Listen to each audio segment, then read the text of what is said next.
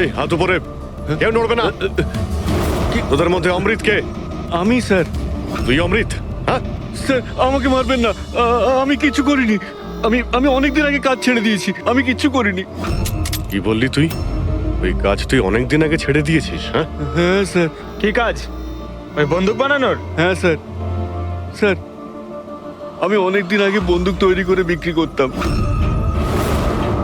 কিন্তু একবার দাঙ্গায় যখন আমার বাচ্চাটা মারা গেল, তখন বুঝতে পারলাম যে আমার তৈরি বন্দুক দিয়ে জানি না কত নির্দোষ লোক মরেছে। তবে থেকে আমি সেই সব কাজ ছেড়ে দিয়েছি স্যার। সত্যি বলছিস?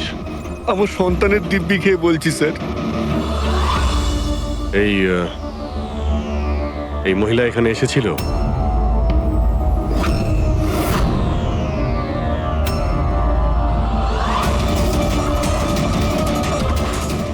হ্যাঁ এসেছিল স্যার, এসেছিল কি করতে এসেছিল? বন্দুক কেনার জন্য। কিন্তু আমি ওকে বন্দুক দিইনি। আমি আমার সন্তানের দিব্যি খেয়ে বলছি, আমি ওকে বন্দুক দিইনি স্যার। আচ্ছা, আছে। আর ডাক্তার ওকে মিথ্যে কথা বলেছে।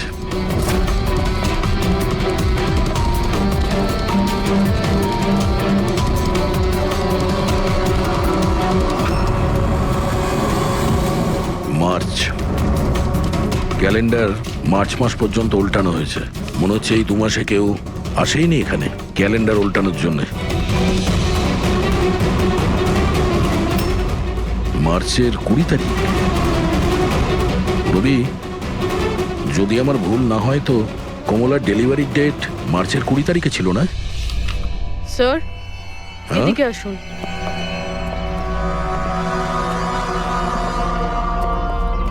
স্যার এই দেখুন, এইসব কেন? কিন্তু কমলা তো, তার মানে আমরা যেগুলো ভাবছিলাম সবকিছু ভুল ছিল। স্পোর্টস কমপ্লেক্সের ইনগ্রেশনে মিনিস্টার মুকেশ আর ওনার মেয়ের সঙ্গে নিজের পার্টিতে উৎসাহ দিতে দেখা যায় মিনিস্টার মুকেশকে। স্যার এতক্ষণ আমাদের মনে হচ্ছিল কমলা ডক্টর সুদীপকে মারতে চায়, কারণ ওর মনে হয়েছিল ডক্টর সুদীপ ওর বাচ্চাকে চুরি করেছে, আর উনি মিথ্যে কথা বলেছেন যে ওর মৃত বাচ্চা প্রসব হয়েছে। কিন্তু স্যার এই ফাইলটা তো পুরো কেসটাই পাল্টে দিল। আমি ভাবছিলাম কমলা ডক্টর সুদীপকে মারতে চেয়েছিল, কিন্তু কমলা মারতে চেয়েছিল মিনিস্টার মুকেশকে। বুঝেছ?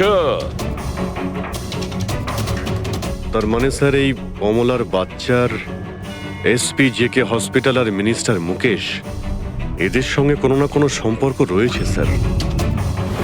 আমাদের আগে এটা জানতে হবে স্যার যে কমলার ডেলিভারি কোন হসপিটালে হয়েছিল আর বাচ্চা বেঁচে আছে কি না। আর কমলা অ্যাকচুয়ালি মারতে কাকে চেয়েছিল, ডাক্তার নাকি মিনিস্টারকে? আর তাছাড়া কমলাকে কে ওই গানটা দিয়েছিল, দেশি বন্দুক? স্যার আমি খোঁজরদের বলেছি কমলা ওই বন্দুক কোথা থেকে পেয়েছিল সেটা খোঁজ নিতে। স্যার আমাদের আর একটা জিনিস জানতে হবে স্যার, এই কমলার স্বামী বিরাজকে কে কিডন্যাপ করেছিল? স্যার এরকম নয় তো যে ও কিছু জেনে গেছিল, কোনো গুপ্ত খবর? হতে পারে। একটা কাজ করি আমরা, বিরাজের ফটো সারা শহরে ছড়িয়ে দিতে হবে। আর অভিজিৎ, তুমি গিয়ে মন্ত্রী মুকেশের সঙ্গে দেখা করো। আপনাদের ওই একই কথা কতবার বলতে হবে অফিসার? আমি আমার জীবনে এই মহিলাকে কোনোদিন দেখিনি, আর আর তার সাথে আমার কি সম্পর্ক হতে পারে? আপনারা বোঝবার চেষ্টা করছেন না কেন?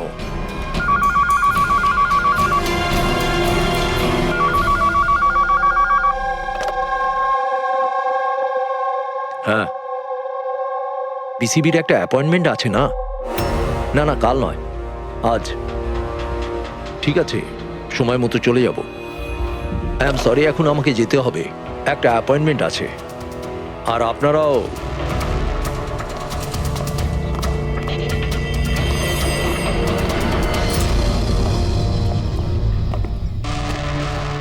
বিসিবি? আচ্ছা এই মিনিস্টার ফোনে এটাই বলছিল না?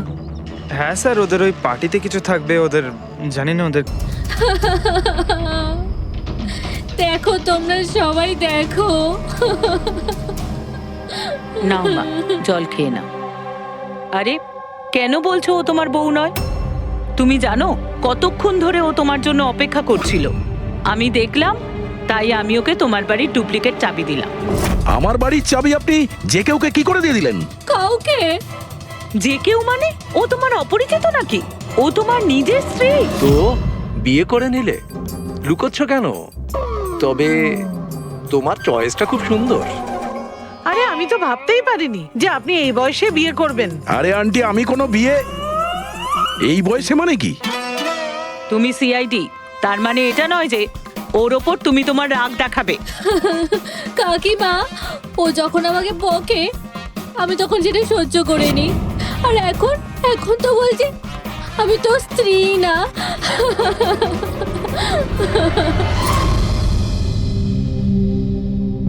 খাও। শাবাশ, গুড। শোনো মা, তুমি খাও, আমি একটু ফোনটা ধরি। হ্যাঁ হ্যাঁ দয়া। স্যার, আমি একটা অদ্ভুত সিচুয়েশনে ফেসে আছি স্যার, আপনার সঙ্গে দেখা করতে চাই।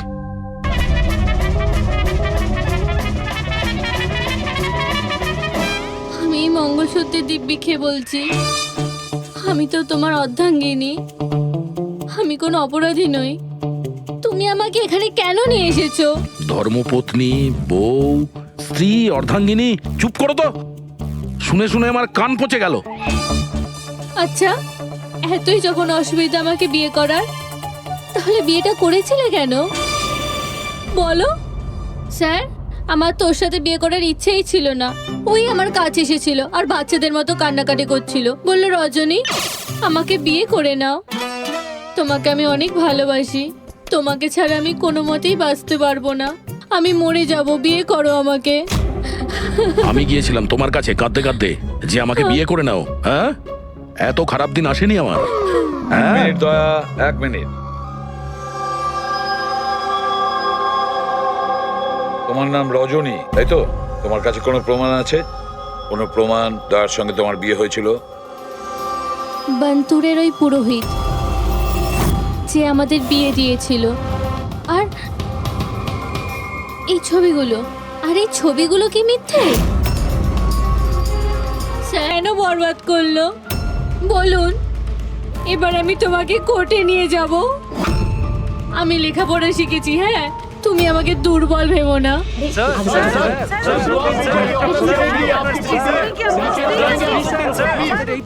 উত্তর দিন স্যার। এটা কি সত্যি যে সিনিয়র ইন্সপেক্টর দয়া নিজের স্ত্রীর উপর অত্যাচার করছেন? অদ্ভুত ব্যাপার, আপনারা সত্যি কথা না জেনে যা খুশি বলে যাচ্ছেন আমার ব্যাপারে। আপনাদের কি মনে হয় আপনারা সিআইডিতে আছেন বলে নিজেদের পাওয়ারের মিসইউজ করতে পারবেন আপনারা? দেখুন, আমরা সিআইডির লোকেরা না কোনো অন্যায় করি, না কোনো অন্যায়কে সমর্থন করি, বুঝেছেন? এই মিডিয়া খবর পেল কি করে ভাই? আরে বুঝতে পারছি না ভাই, মনে হচ্ছে প্রতিবেশীরা ফোন করেছে। নমস্কার, নমস্কার। আমি সামন্ত, সমাজসেবক। আমি থাকতে এই দেশের নারীর ওপর কোনো অত্যাচার হতে পারে না। স্যার, আমি হলাম দামিনী। মহিলাদের অধিকারের লড়াইয়ের জন্য আমি একটা এনজিও চালাই। এই মেয়েটাকে ওর অধিকার নিশ্চয়ই পাইয়ে দেব। Yes sir. হ্যাঁ, ঠিক আছে, ওকে। স্যার, স্যার দাঁড়ান স্যার, স্যার উত্তর দিন স্যার। স্যার, রজনী ম্যাডাম, দয়া কি আপনাকে মারধর করেছে? আপনি আমাদেরকে বলতে পারেন। আমি আপনাদের কাছে একটাই অনুরোধ করব, আমার স্বামীকে ফিরিয়ে দিন আপনারা, আমার দয়াকে ফিরিয়ে দিন আপনারা। দেখো, কেসটা অনেকটা গড়িয়ে গেছে। তুমি এই রজনীকে সঙ্গে নিয়ে নিজের বাড়িতে নিজের সঙ্গে রাখতে হবে। আর শোনো, হেড অফিসকে বোঝাতে হবে কোনো রজনীর সঙ্গে তোমার এই যে লেডিস সোশ্যাল ওয়ার্কার আছে না, দামিনী ম্যাডাম, সেও তোমার সঙ্গে থাকবে, এটা দেখার জন্য যে দয়া রজনীর সঙ্গে কোনো মিসবিহেভ করছে না। তার মানে স্যার, আমাকে আমার বাড়িতে এই কার্টুনগুলোর সাথে থাকতে হবে? থাকতে হবে দয়া, যতক্ষণ না এই রজনী কে জানা যাচ্ছে, তোমাকে থাকতে হবে। এখন তো স্যার এগুলো একটা খারাপ স্বপ্নের মতো মনে হচ্ছে। এমন মনে হচ্ছে যে আশপাশের দেশ থেকেও লোক আসবে এটা প্রমাণ করার জন্য যে এই রজনী আমার বউ।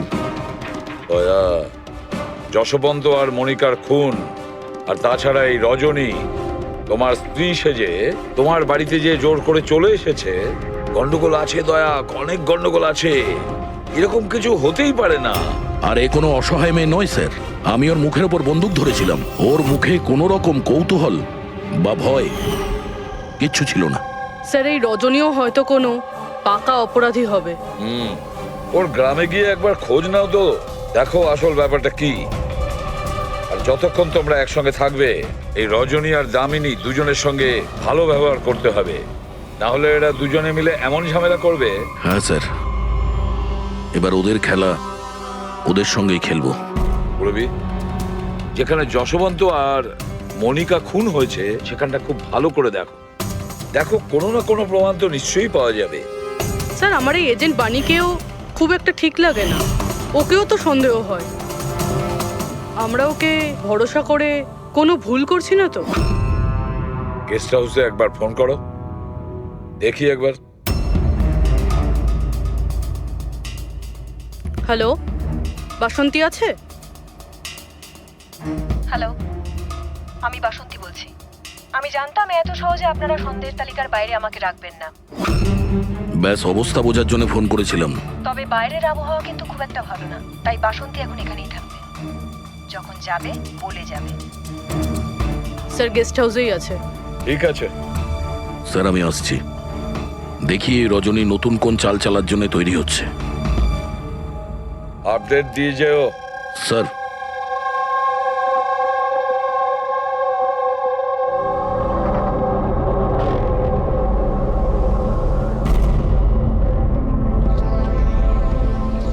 আরে এখন আমি চলি। হ্যাঁ, আমি চলে যাচ্ছি বলতে নেই, বলতে হয় আসি। এরকম বলে? হ্যাঁ। ঠিক আছে, আমি আসছি। হ্যাঁ, ইন্সপেক্টর যুবরাজ। হ্যাঁ, ইয়েস ম্যাডাম। এই হলো রিপোর্ট যেগুলো আপনি চেয়েছিলেন। সিলিন্ডার ব্লাস্ট আর শর্ট সার্কিটের দুটো লাশ পেয়েছি। আমরা আরও অনুসন্ধান চালানোর আগেই কেস সিআইডির কাছে চলে যায়। বাড়ি ব্লাস্টের পর যেরকম ছিল সেরকমই আছে তো? আগে হ্যাঁ, আসুন দেখুন। চলুন।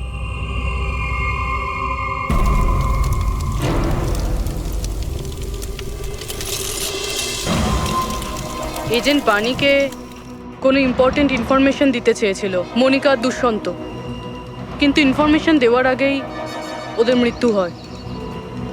হয়তো ওই ইনফরমেশন রিলেটেড কোনো প্রমাণ পেয়ে যাবো এখানে। হ্যাঁ, চলুন দেখি।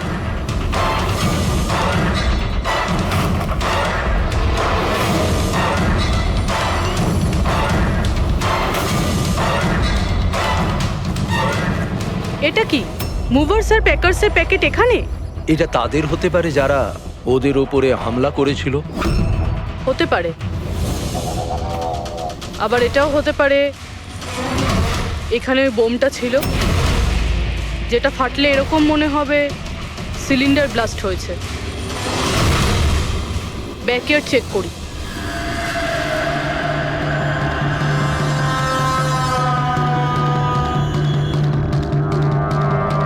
এখানে তো সেরকম কিছু নেই। এক মিনিট। এই কুরিয়ারের কভারটা এখানে কি করছে? জাপানিজে লেখা, শুধু নামটা ইংলিশে রয়েছে, মারিয়া ফার্নস। এই মারিয়াটা কে? মনিকা মারিয়া ফ্রান্স নামে পরিচিত ছিল। এবার এই কুরিয়ারটা যেই নিয়ে আসুক না কেন, সেই মিশনটার ব্যাপারে নিশ্চয়ই কিছু না কিছু তো জানেই। স্যার এগুলো দয়ার বিয়ের ছবি, এগুলো নকল নয় স্যার, একদম আসল। কোনো ভুল হচ্ছে না তো তোমার? না স্যার, এক্সপার্টকে দিয়ে চেক করিয়েছি, উনিই বললেন এগুলো আসল। দয়া তো কখনো মিথ্যে বলে না স্যার, বুঝতে পারছি না। সেটাই তো অভিজিৎ, এবার আমার মাথায় কিছু কিছু আসছে। মনে হচ্ছে কেউ দয়ার মুখের আদলে মাস্ক তৈরি করে সেটা পরে ওই রজনীর সঙ্গে বিয়ের ছবি তুলেছে। সে যেমন চতুর তেমন বুদ্ধিমান। ও জানতো যে নকল ফটো ধরা পড়ে যাবে। স্যার, তবে এই ছবিগুলো কাছ থেকে তোলা হয়নি স্যার, সমস্ত ছবিগুলো দূর থেকে তোলা হয়েছে। হ্যাঁ, কিন্তু এই রজনী, এর আসল পরিচয়টা কি? স্যার, রজনী কুমারী ওর আসল নাম।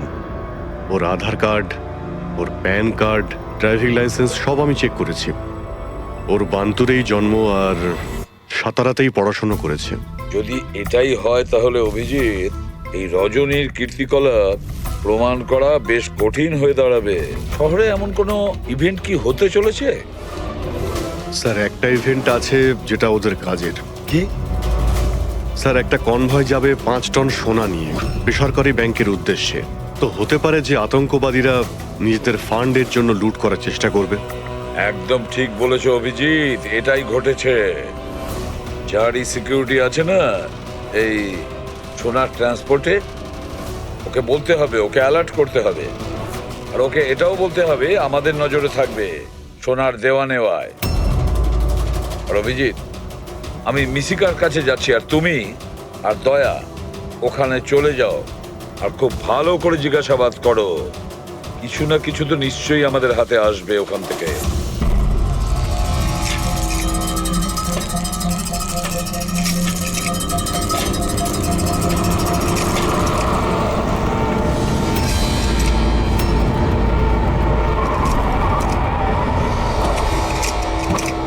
তাহলে এই হলো তোমার শ্বশুর বাড়ি।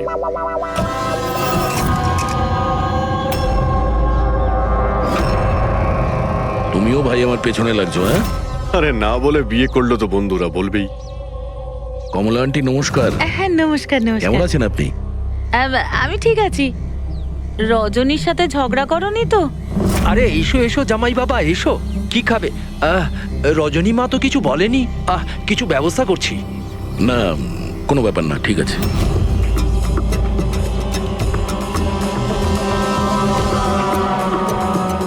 অভিজিৎ,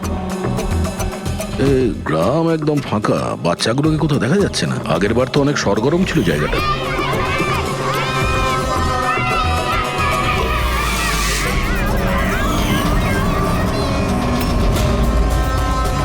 এদেরকে কোথাও যেন দেখেছি। এটা তো সেই রিপোর্টার না যে ব্যুরোতে এসেছিল।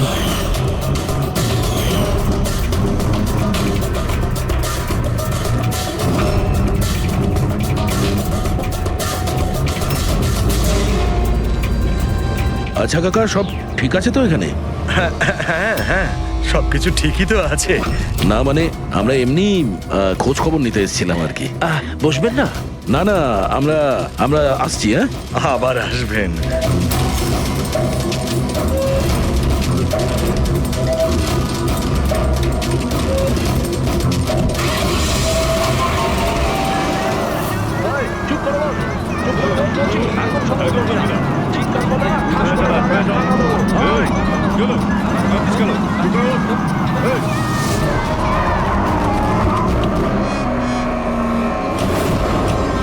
শোনো, একটা কাজ করো, বাচ্চাদের ছেড়ে দিয়ে এসো গ্রামে।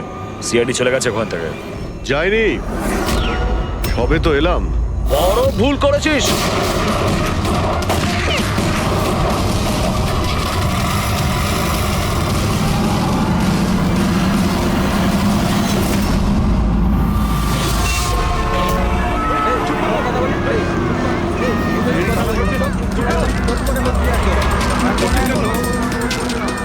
আরে সিআইডি অফিসার গাড়ি চালাচ্ছে নাকি?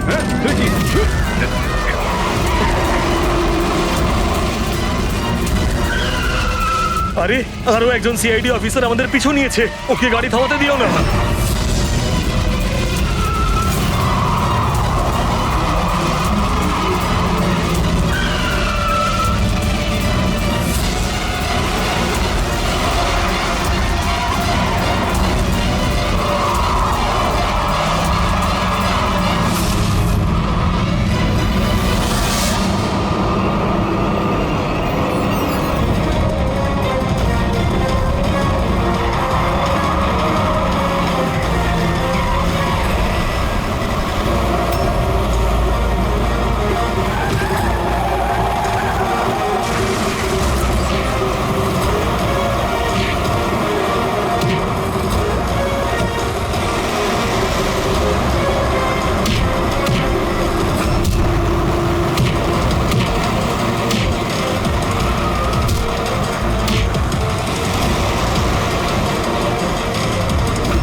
মনে হয়েছিল আমরা একা মরবো? তোমাদের একসাথে নিয়ে মরবো। বাস দাঁড় করাও তাড়াতাড়ি। চলো বাইরে যাও, বাচ্চারা বাইরে যাও তাড়াতাড়ি।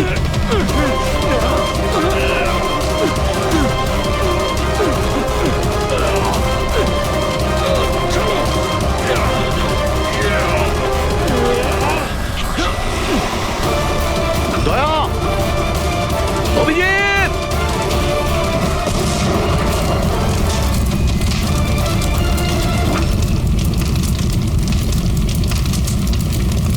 স্যার এই কুরিয়ারের প্যাকেটটা পেয়েছি ওই ক্রাইম সিন থেকে। এখানে নাম অ্যাড্রেসটা ইংলিশে আর জাপানিজে কিছু লেখা রয়েছে। কি হতে পারে?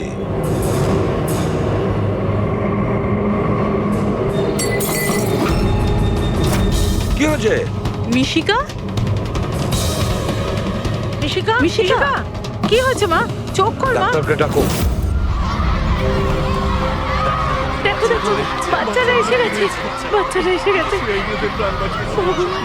ভগবান আমাদের কথা শুনেছে। আমার সোনা, কেমন আছিস তুই? মাত্র 5 টন সোনার জন্য এরা সুইসাইড বম্বার সেজে ঘুরে বেড়াচ্ছে আর নিজেকে নিজে উড়িয়েও দিল। দেখি ক্রিমিনাল ডেটাবেস থেকে কি পাওয়া যায়। এদের ইনফরমেশন তো অফিসে পাঠিয়ে দিয়েছি। যতদূর মনে হয় এরা সব পুরনো পাপই হবে। আচ্ছা ডক্টর, এখন বাচ্চা মেয়েটার অবস্থা কিরকম? ঋষিকার দুধে খুব বেশি পরিমাণে ঘুমের ওষুধ ছিল। হ্যাঁ,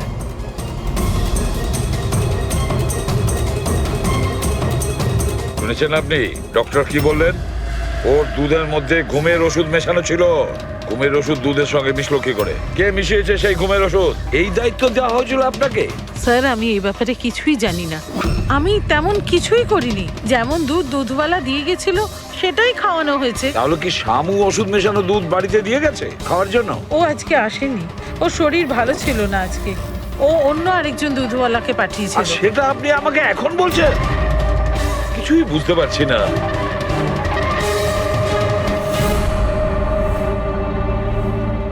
এর ক্ষতি করার জন্য কেন উঠে পড়ে লেগেছে এরা?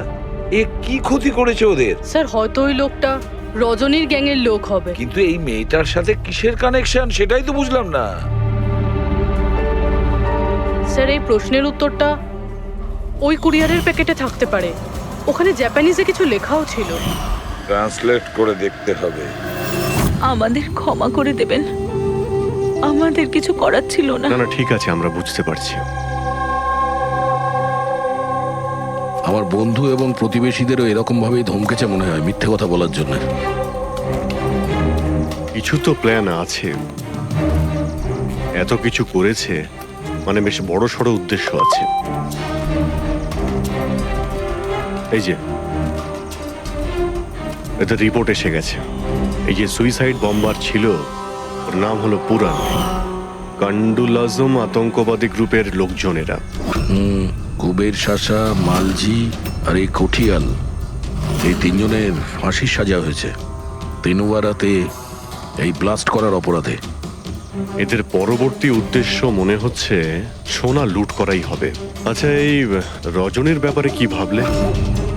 রজনী, ওর ওপর নজর রাখার জন্য আমি পুরো ঘরেতে স্পাই ক্যামেরা লাগিয়ে দিয়েছি। অ্যালার্ট এসছে, রজনী কারোর সঙ্গে কন্ট্যাক্ট করছে।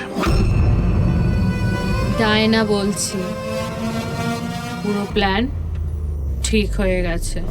সোনা ওই ভ্যানে পুরনো রাস্তা দিয়ে 1টা থেকে 2টোর মধ্যে যাবে।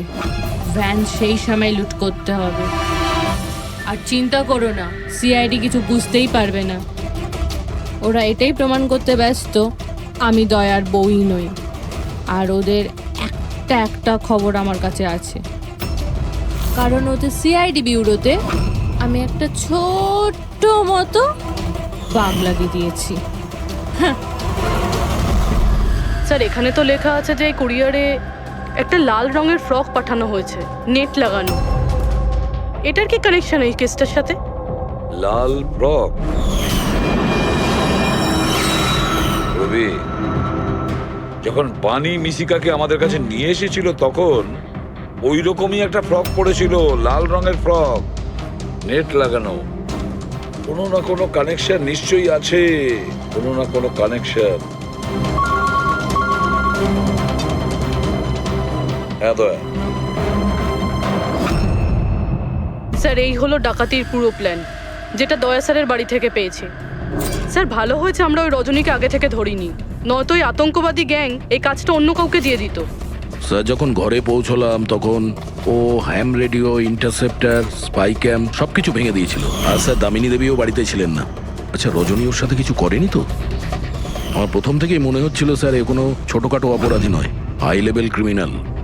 ইচ্ছে করেই আমাদের বিভ্রান্ত করছিল ওরা, যাতে আমরা অন্যদিকে যাই আর সেই সুযোগে ওরা 5 টন সোনা হাতিয়ে নিতে পারে। না অভিজিৎ, এমন কোনো প্রশ্ন আসছে এই কেসটায় যেটা এখনো পরিষ্কার নয়। রজনী ও জানতো যে ওখানে স্পাই ক্যামেরা আছে, আর ও দেখতে পারে যে ও কি বলছে, কি কাজ করছে, সবকিছু। তারপরেও ও এই পুরো প্ল্যানটা ক্লিয়ারলি বলে দিয়েছে। হতে পারে ও ওভার কনফিডেন্ট, ও চ্যালেঞ্জ করছে। আটকাতে পারো তো আটকে নাও। না দয়া, ও যদি চালাক ক্রিমিনাল হয় তাহলে বোকার মতন নয়, বুদ্ধিমানের মতন কাজ করবে। নিজের প্ল্যানিংটাকে এভাবে রিস্ক নেবে না। স্যার ওদের সোনা লুটের খবর আমরা পেয়েছি কারণ ওরা চেয়েছিল যে এই খবরটা আমরা পাই, কিন্তু কেন? সেটাই তো। রবি, একটা কাজ করো, তুমি ঘরে গিয়ে মিশিকার ওই লাল রঙের ফ্রকটা নিয়ে এসো। এই ফ্রকটা মনিকার জন্য জাপান থেকে এসেছিল। এটার সঙ্গে সোনা ডাকাতির কোনো কানেকশন নেই, কিন্তু কোনো বিশেষ ব্যাপার আছে এই ফ্রকে, কোনো বিশেষ ব্যাপার। এখন তো মনে হচ্ছে এদের উদ্দেশ্য শুধু সোনা লুট করাই নয়, বরং অন্য কিছু। না হলে দুষ্যন্ত আর মনিকার মতো এজেন্ট এই ডাকাতির জন্য নিজেদের প্রাণ দিত না। স্যার এই ফ্রকে কোথাও তো কিছু লেখা নেই। কোথাও এই ফ্রকটা ফলস নয় তো স্যার? আমাদের কমলাকে খুঁজছেন কেন?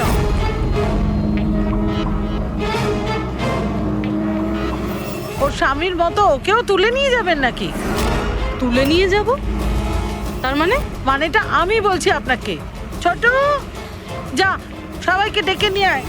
ছোট, রাজু, বাপ্পু, তোরা কোথায় গেলি? তাড়াতাড়ি আমি পুলিশকে ফোন করব, আর তোমাদের দুজনকে নিয়ে। পুলিশকে ডাকার কোনো প্রয়োজন নেই, আমরা সিআইডি থেকে আসছি। আমরা কমলা আর ওর বাচ্চা সম্পর্কে জানতে এসেছি। আচ্ছা, ওর বাচ্চা হারিয়ে গেছে না? হারিয়ে গেছে? স্যার, কমলার ছেলে হারিয়ে যায়নি। আরে ওই হতভাগীর তো মৃত বাচ্চা জন্মেছিল। কি কমলা বলেনি আপনাদেরকে? না মানে আপনি একটু আগেই বলছিলেন যে ওর স্বামী উধাও হয়ে গেছে। আচ্ছা, উনি কি উধাও হয়ে গেছেন? খুবই পোড়া কপাল স্যার কমলার। ও কিন্তু কমলা কোথায়? আপনারা ওকে জেলে পাঠাননি তো? আরে বলুন না। কমলা মারা গেছে। কি? ম্যাম, নিজেকে সামলান।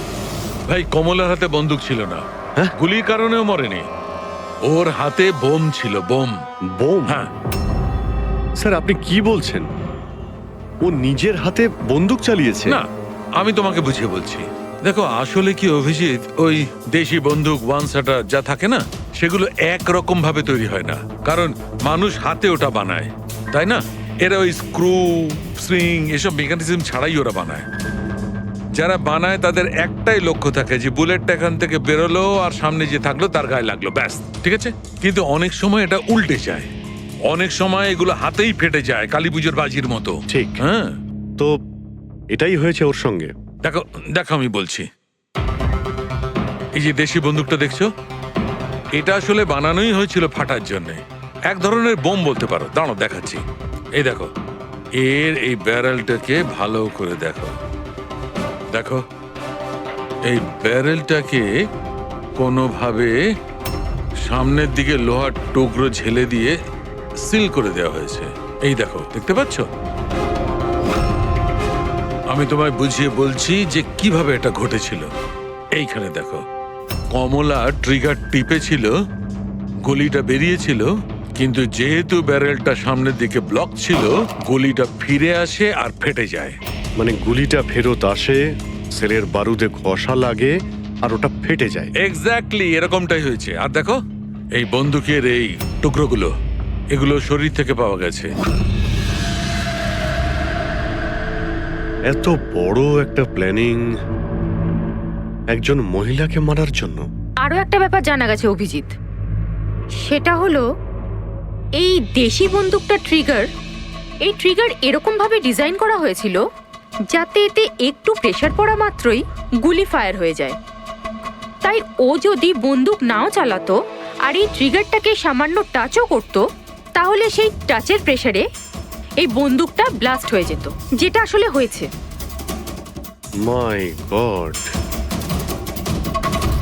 তো কমলা ওখানে গিয়েছিল অন্য কাউকে মারার জন্য, আর ওই বেচারি জানতোই না যে নিজের মৃত্যুর অস্ত্র হাতে নিয়েও ঘুরছে। বেশ, এবার জানতে হবে কমলা ওই বন্দুকটা কিনেছিল নাকি কেউ দিয়েছিল ওকে।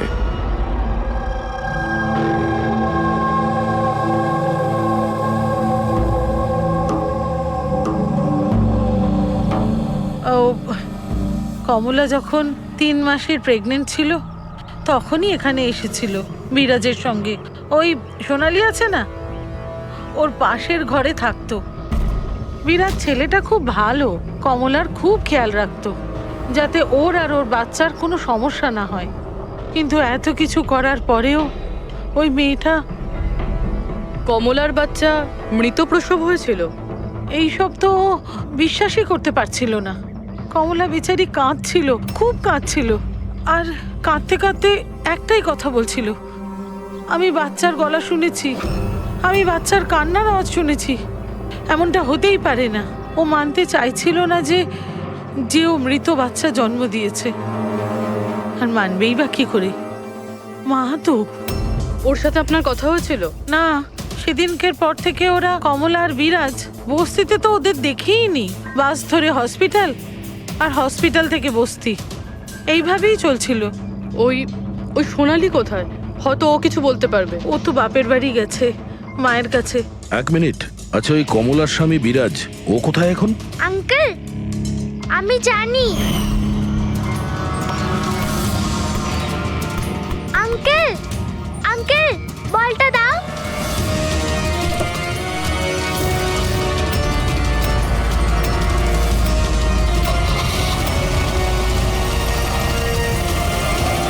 গাড়ির নাম্বারটা দেখেছিলে তুমি? নাম্বার প্লেটই তো ছিল না। আচ্ছা, কবে উঠিয়ে নিয়ে গেছিল বিরাজকে ওরা? 2 সপ্তাহ আগে। আচ্ছা, আপনি বলছিলেন যে কমলা আর ওর স্বামী বিরাজ এরা দুজনে হসপিটালে যেত রোজ? হ্যাঁ স্যার, দুজনই যেত। অদ্ভুত ব্যাপার। উনি বলছেন যে কমলা আর ওর স্বামী রোজ হসপিটালে যেত, আর হসপিটালের লোকেরা বলছে যে ওরা জানেই না বিরাজকে। ওই ডাক্তার কি মিথ্যে কথা বলছে নাকি? স্যার, বিরাজের কিডন্যাপ হওয়া আর তারপর কমলার মার্ডার, এইসব কিছু এতটা সোজা নয় যেরকম আমাদের মনে হচ্ছে। সুধা দেবী, আপনি আমাদের কমলার বাড়িতে নিয়ে যেতে পারবেন?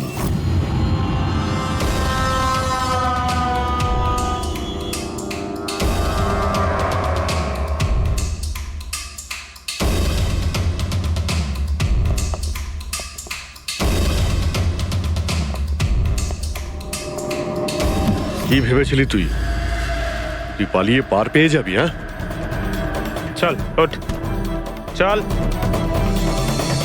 এই, কোথায় যাচ্ছিস? দাঁড়া, দাঁড়া বলছি। হ্যাঁ, দাঁড়া। এই, কোথায় যাচ্ছিস? স্যার, দাঁড়া এখানে। আরে লাগেনি তো? আমি ঠিক আছি স্যার। স্যার, আপনি বলুন স্যার, আপনার কি ইনফরমেশন চাই? দেশি বন্দুক বানায় এমন কাউকে চিনিস তুই, পিঁপড়িওয়াড়া বা তার আশেপাশে? হ্যাঁ স্যার, একজন লোক আছে যে আগে দেশি বন্দুক বানাতো। জানি না স্যার এখন আর বানায় কি না, কারণ অনেকদিন তো হয়ে গেছে। কিন্তু এখনো স্যার ও ওখানেই থাকে স্যার। অমৃত ভাই নাম ওর স্যার। কি বললি তুই? অমৃত ভাই? হ্যাঁ স্যার। তুই ওর ঠিকানা জানিস? হ্যাঁ স্যার, পিঁপড়িওয়াড়াতে 2য় গলিতে 3য় বাড়িটা ওর স্যার। পাবলিক টয়লেটের সামনে স্যার।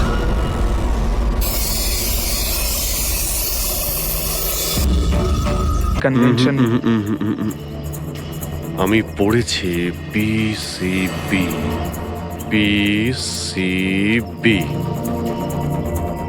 এই যে নিউমোককাল কনজুগেট ভ্যাকসিন, নিউবর্ন বেবিদের এই ভ্যাকসিনটা দেওয়া হয়। নিউবর্ন বেবিজ মানে মন্ত্রী মশাইয়ের মেয়ে? না না না, মিনিস্টারের নয়, মিনিস্টারের মেয়ের মেয়েকে। কিছুদিন আগেই আমি পড়েছিলাম ওনার মেয়ের ডেলিভারি হয়েছে। বাবা আমি রেডি। চল মা। আপনারা এখনো যাননি? না স্যার, চলেই যাচ্ছিলাম, বেবিকে দেখার জন্য আসলাম। ওকেই ভ্যাকসিন দিতে নিয়ে যাচ্ছেন না স্যার? নাতি না নাতনি? স্যার ও এসপিজেকে হসপিটালে জন্ম নিয়েছে তাই না? অবশ্যই পঙ্কজ, কি বলছো তুমি? সেই জন্যই তো উনি গিয়েছিলেন উদ্বোধন করার জন্য, তাই না স্যার? হ্যাঁ তো। না কিছু না স্যার, এমনিই বললাম। আচ্ছা স্যার, ওর বার্থডে কবে?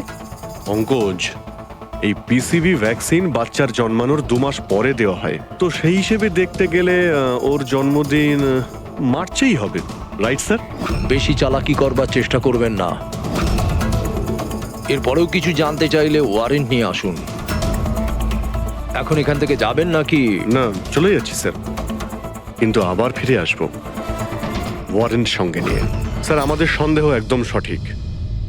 এসপিজেকে মেমোরিয়াল হসপিটাল, কমলার বাচ্চার মিনিস্টার মুকেশ, এই 3 জনের কানেকশন রয়েছে।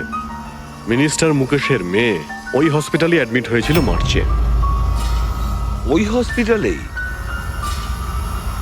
ইয়েস স্যার, আর শুধু তাই নয়, ওদের ডেলিভারির ডেটও একদম সেম। কমলারও যা আর মিনিস্টার মুকেশের মেয়েরও সেম, 20 মার্চ। কি? আচ্ছা স্যার, এটা নয় তো যে কমলার বদলে এই মরা বাচ্চা মিনিস্টারের মেয়ে জন্ম দিয়েছিল? আর হসপিটালের লোক মরা বাচ্চা কমলাকে দেয় আর কমলার বাচ্চাকে মিনিস্টারের মেয়েকে দেয়।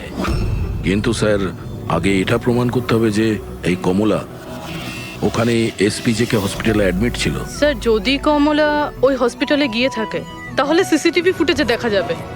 আপনি বললে আমি 20 তারিখের ফুটেজটা চেয়ে নেব। চেয়ে নাও CCTV footage. Sir, doctor Sudip আর ওনার স্ত্রী। Hello sir. কি ব্যাপার, আপনারা এখানে? স্যার, এর মধ্যে গত 3 মাসের সিসিটিভির ফুটেজ রয়েছে। আমরা কোনো মতেই আমাদের হসপিটালের রেপুটেশন নষ্ট হতে দিতে পারি না স্যার। আমাদের 10 বছরের পরিশ্রম আছে স্যার, প্লিজ। স্যার, সেই জন্যই আমরা সবকিছু ক্লিয়ার করতে চাইছিলাম, আপনারা নিজে চেক করে নিন স্যার। তাহলে এর মধ্যে সেই দিনেরও ফুটেজ রয়েছে যেদিন মিনিস্টার মুকেশের মেয়ে অ্যাডমিট হয়েছিল 20 মার্চে? নিশ্চয়ই থাকবে sir. Thank you very much, আপনারা যেতে পারেন। Thank you sir.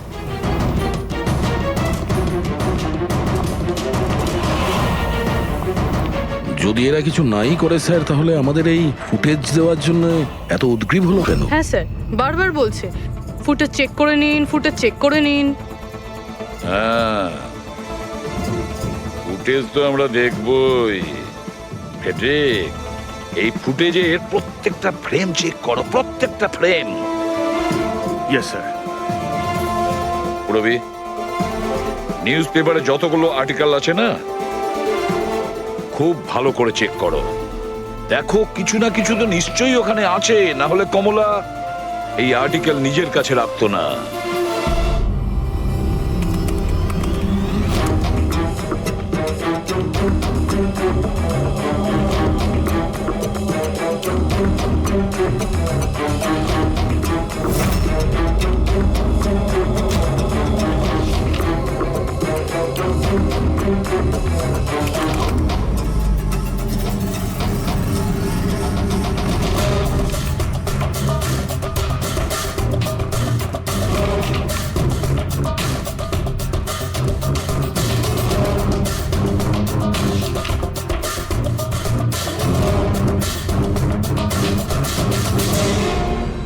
স্যার, আমি পুরো ফুটেজটা এ মাথা থেকে ও মাথা দেখেছি। কমলা না হসপিটালে এসেছিল না বেরিয়েছিল। 20 মার্চে তো নয়, এমনকি অন্য কোনো দিনেও নয়।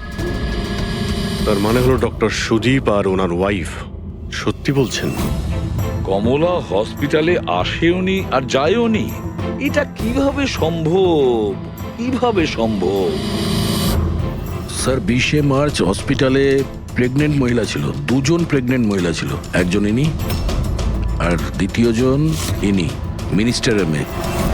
আচ্ছা, কোথাও ফুটেজের সঙ্গে কোনো কারচুপি করা হয়েছে কি? না স্যার, ফুটেজ একদম অরিজিনাল, কন্টিনিউয়াস। কিন্তু এগুলো তো লবি আর করিডোরে